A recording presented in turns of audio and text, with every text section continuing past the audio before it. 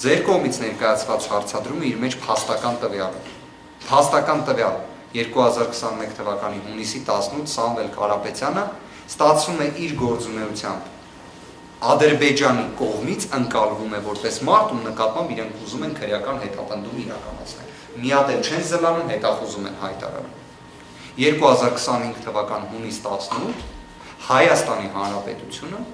իրավական ռեպրեսիվ ողջ համալիրը իրացնում է Սամվել Կարապետյանի նկատմամբ, թե իր անձնական ազատության իրավունքի, թե սեփականության իրավունքի, թե արդար դատաքննության իրավունքի, վերջո վերհիշենք վերաքննիչ քրեական դատարանում տեղի ունեցած։ Այս առումով արդյոք այստեղ պատահականություն է այդ ամենը թե ոչ։ Եկեք ես դատողություն չանեմ, բայց առնվազն ֆիքսենք փաստական տվյալ։ Ադրբեջանի համար Սամվել Կարապետյանը հանդիսանում է հետախուզման, հետապնդման ենթակա անձ։ 2025 թվական հունիս 18 Սամվել Կարապետյանը Հայաստանի Հանրապետության իրավապահների եւ իհարկե գործադիր իշխանության ղեկավարի խոստման արդյունքում հանդիսանում է քրեական հետապնդման ենթարկվող ապօրինի կալանքի մեջ գտնվող անձ։ Այն որ կալանքն էլ հետապնդումն էլ ակնհայտ ապօրինի է,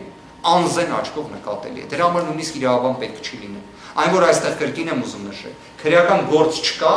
դա ակնհայտ է։ Այստեղ ես նույնիսկ փաստական տվյալների հետ կապված վեճել չեմ կարողանում ունենալ։ Այն որ նույնիսկ մասնակցել, միջամտել մեր ձևով այդ արտահայտությունների հետ կապված ինչ իրավական վեճ ունենանք, չենք կարողանում ունենալ։ Բայց այն որ այս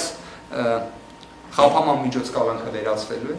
համոզված եղեք։ Այն որ այս քրեական հետապնդումը ի վերջո իր տրամաբանական ավարտն է ունենալու, դրանում էլ համոզված եղեք։ Գործընկերներից հետ միասին անհրաժեշտ բոլոր գործողությունները կատարելու ենք։ Ձեզանից էլ շատ շնորհակալ ենք, որ դուք իրականում եւս մեկ այս գործընթացում աջակցում եք։ Շնորհակալ եմ շատ։